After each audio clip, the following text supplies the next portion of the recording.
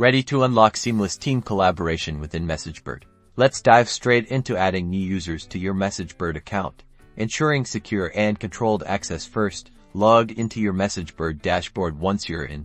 Look for the Team or Users section in the left-hand navigation menu. It might be under Settings or Account. Depending on your dashboard view, click on it. This will take you to the user management page. Here, you will find a button labeled Add User, Invite User, or something similar. It usually stands out visually. Click this button to initiate the user creation process. A form will pop up where you will be required to enter the new user's details. This includes their full name, email address, and importantly, their role within the organization. Be absolutely sure the email address is correct to prevent future login issues.